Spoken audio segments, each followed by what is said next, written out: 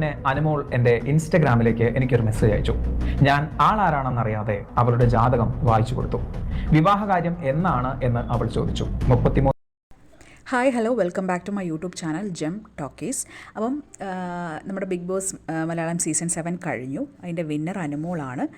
പലരും പറഞ്ഞിരുന്നു അനുമോൾക്ക് PR കൊണ്ടാണ് അനുമോൾ ജയിച്ചതെന്നായിരുന്നു ഇത്രയും നാളും പറഞ്ഞുകൊണ്ടിരുന്നത്. പക്ഷേ കുറച്ച് 2-3 ദിവസമായിട്ട് പോട്ടെ ഒരു 5-6 ദിവസമായിട്ട് സോഷ്യൽ മീഡിയയിൽ കറങ്ങിക്കിടക്കുന്നൊരു സംഭവമാണ്. അനുമോളുടെ പ്ലാച്ചി കാരണമാണ് അനുമോൾ എന്താ പറയുക Bigg Boss Malayalam season 7 cup ഉയർത്തിയെന്ന്. പ്ലാച്ചി എങ്ങനെ കാരണമായെന്ന് വെച്ചാൽ അതിലൊരു കൂടോത്രം, അതെന്തോ ഒരു ആവാഹിച്ചിരിക്കുന്ന സ്തംഭനമാണ്, നെഗറ്റീവ് എനർജി കൊണ്ടാണ് മറ്റുള്ളവരെല്ലാം സ്തംഭിപ്പിച്ചിട്ട് ആളെന്ത് ചെയ്ത് വിന്നറായത് എന്നാണ് ഇപ്പോൾ പറയുന്ന ഒരു പറച്ചിൽ. അതിൽ ബേപ്പൂർ സുൽത്താൻ എന്ന് പറഞ്ഞൊരു യൂട്യൂബ് ചാനലുണ്ട്. ഓൾമോസ്റ്റ് ഹൊററും കാര്യങ്ങളൊക്കെ ചെയ്യുന്നതൊക്കെയുള്ള ആൾക്കാരാണ്. അപ്പം ഓൾമോസ്റ്റ് എല്ലാവർക്കും അറിയാമായിരിക്കും ആരാന്നുള്ളത്.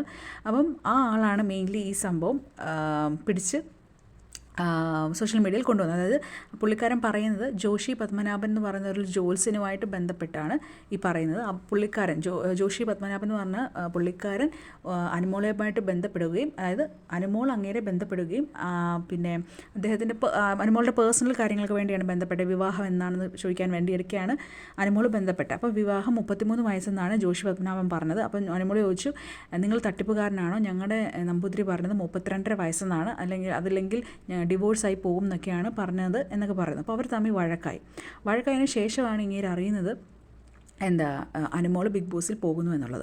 അപ്പോൾ അനുമോളെ ഓൾറെഡി നമ്പർ അറിയാമായിരുന്നു. നമ്പർ അറിയുന്നതുകൊണ്ട് വാട്സപ്പിൽ മെസ്സേജ് ആയിട്ട് പറഞ്ഞു, നിങ്ങൾ ബിഗ് ബോസിൽ പോകരുത്, നിങ്ങളുടെ മനസ്സമാധാനം പോകും, ഉള്ള വില പോകും, അതുകൊണ്ട് നിങ്ങൾ ഒരിക്കലും അങ്ങോട്ടേക്ക് പോകരുതെന്ന് പറഞ്ഞപ്പോഴത്തേക്കും നിങ്ങളല്ല തീരുമാനിക്കുന്നത്, എനിക്കറിയാം എങ്ങനെ കളിക്കണമെന്നും എങ്ങനെ ജയിക്കണമെന്നും എനിക്കറിയാം, അതുകൊണ്ട് നിങ്ങളല്ല ഇത് തീരുമാനിക്കുന്നത് പറഞ്ഞാൽ അവർ തമ്മിൽ ക്ലാഷായതിനു ശേഷം വേറൊരാളുടെ കയ്യിൽ നമ്പർ അനുമോൾ കൊടുത്തിട്ട് അങ്ങേരെ തെറി വിളിച്ചു. നോക്കാം എന്താ പറയുന്നത്. മുന്നേ അനുമോൾ എൻ്റെ ഇൻസ്റ്റഗ്രാമിലേക്ക് എനിക്കൊരു മെസ്സേജ് അയച്ചു. ഞാൻ ആളാരാണെന്നറിയാതെ അവളുടെ ജാതകം വായിച്ചു കൊടുത്തു. വിവാഹകാര്യം എന്നാണ് എന്ന് അവൾ ചോദിച്ചു. 33 വയസ്സിൽ കല്യാണം നടക്കുമെന്ന് ഞാൻ പറഞ്ഞു. അപ്പോഴാണ് അവൾ പറയുന്നത്, ഞാൻ അനുമോളാണ്, ആർട്ടിസ്റ്റാണ്.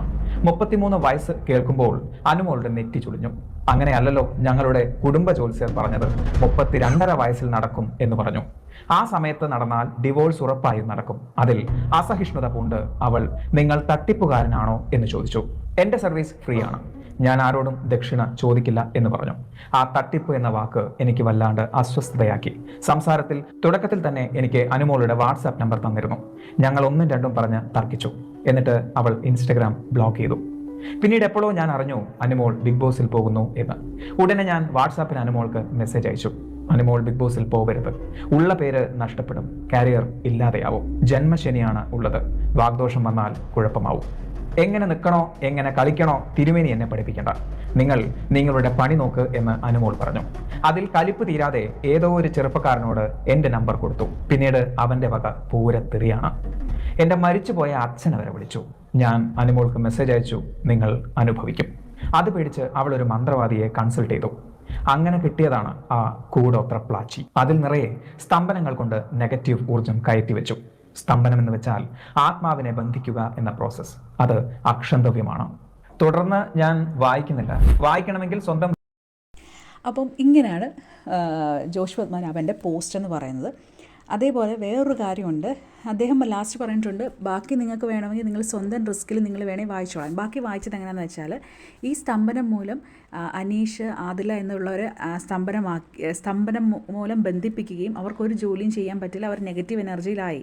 അതേപോലെ ലക്ഷ്മി ജിസേലിൻ്റെ അൺഫെയർ എവിക്ഷൻ വന്നതും ഈ പ്ലാച്ചി കാരണമാണ്. പിന്നെ അടുത്ത തരം നൂറ ഓൾറെഡി എവിക്റ്റ് ആവും പെട്ടെന്ന് തന്നെ.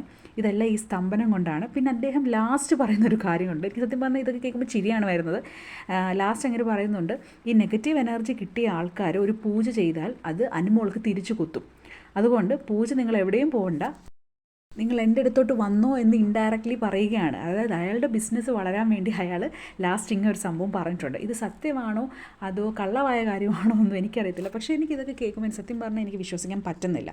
അതൊരു സ്തംഭനമാണെന്നും ഒന്നും വിശ്വസിക്കാൻ പറ്റുന്നില്ല. പിന്നെ ഇത്രയുമാണ് ജോഷി പത്മനാഭൻ പറഞ്ഞ കാര്യങ്ങൾ. അതിൽ കഴിഞ്ഞിട്ട് ബേപ്പൂർ സുൽത്താൻ കുറച്ച് കാര്യങ്ങൾ പറയുന്നുണ്ട്. ഈ സ്തംഭനം എന്ന് പറഞ്ഞാൽ ചില്ലറ കാര്യമൊന്നുമല്ല. അതായത് സ്തംഭനം, അതായത് ഇങ്ങനൊരു സ്തംഭനം ചെയ്തിട്ടുള്ള ഒരു പ്ലാച്ചി എന്ന് പറയുന്ന ഒരു ഇതിൽ സ്തംഭനം ചെയ്തിട്ടുണ്ടെങ്കിൽ ആദ്യം തന്നെ നമ്മൾ കുളിച്ച് വൃത്തിയായിട്ട് സൂര്യനെ നോക്കി എന്തൊക്കെയോ മന്ത്രങ്ങൾ ചൊല്ലണമെന്ന് പറഞ്ഞിട്ടുണ്ട്. അപ്പോൾ നമ്മൾ ബിഗ് ബോസിൽ ഓൾറെഡി ലാലേട്ടൻ വന്ന് വീക്കെൻഡ് എപ്പിസോഡിൽ അനുമോളെ പൊക്കി ചോദിച്ചാണ് എന്തുവാണ് ഈ സൂര്യ നമസ്കാരം ചെയ്യുന്നതെന്നൊക്കെ ചോദിച്ചാണ്. അപ്പോൾ അതൊക്കെ അവരെടുത്തിടുന്നുണ്ട്. അതേപോലെ തന്നെ ബേപ്പൂർ സുൽത്താൻ പറയുന്നൊരു കാര്യമുണ്ട്. ശരിക്കും പറഞ്ഞാൽ ബേപ്പൂർ സുൽത്താൻ അനുമോളിൽ ജയിച്ചതിൽ അത്ര ഇഷ്ടപ്പെട്ടിട്ടൊന്നുമില്ല. നെവിൻ്റെ ഫാനായിരുന്നു ബേപ്പൂർ സുൽത്താൻ. അപ്പോൾ നെവിൻ ജയിക്കണം എന്നാണ് ആൾ വിചാരിച്ചിരുന്നത്. അപ്പം അക്ബറും നെവിനും കൂടെ ഒരു ദിവസം ആ ഊഞ്ഞാലിരുന്ന് സംസാരിക്കുന്നുണ്ടായിരുന്നു. ആ പ്ലാച്ചി വന്നതിന് ശേഷമാണ് ഇവൾക്ക് ഇത്രയും എന്താ പറയുക സൂര്യ നമസ്കാരങ്ങളും ഈ പ്രാർത്ഥനയും ഇവർക്ക് തുടങ്ങിയെന്ന് പറയുന്നത്. അതും ഇയാൾ എടുത്തിടുന്നുണ്ട്. അപ്പം ഇതിൽ നിന്നുമൊക്കെ അതായത് നിങ്ങളായ പ്രേക്ഷകർക്ക് നിങ്ങൾക്ക് എന്താണ് തോന്നുന്നത്? അനുമോൾ ശരിക്കും ജയിച്ചത് ഈ പ്ലാച്ചി കൊണ്ട് കൂടോത്രമാണോ? അറ്റ് ലാസ്റ്റ് ഈ ബേപ്പൂർ സുൽത്താൻ ക്ലാരിഫിക്കേഷനൊക്കെ ചെയ്യുന്നുണ്ട്. ഇത് അങ്ങനൊന്നും അല്ല, എന്താ പറയുക, അങ്ങനൊന്നും സ്തംഭനം ചെയ്യാൻ പറ്റത്തില്ല. പറ്റും, സ്തംഭനം എന്ന് പറഞ്ഞൊരു സംഭവമുണ്ട്, പക്ഷേ ഇത് പ്ലാച്ചിൽ ചെയ്തൊന്നും അല്ല എന്നുള്ള ലാസ്റ്റ് ഒരു ക്ലാരിഫിക്കേഷൻ അങ്ങനെ കൊടുക്കുന്നുമുണ്ട് കേട്ടോ.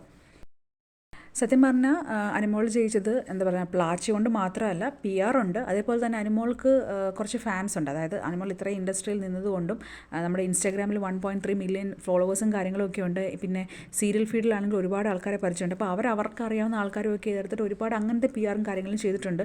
അപ്പം ആ ഒരു രീതിയിലൊക്കെയാണ് അനുമോൾ ജയിച്ചത്. അല്ലാതെ ഈ പ്ലാച്ചി, കൂടോത്രം, സ്തംഭനം എന്നൊന്നുമാണെന്ന് ഞാൻ വിശ്വസിക്കുന്നില്ല. Okay, anyway stay tune to my channel for more updates. എല്ലാവരും സബ്സ്ക്രൈബ് ചെയ്യണേ.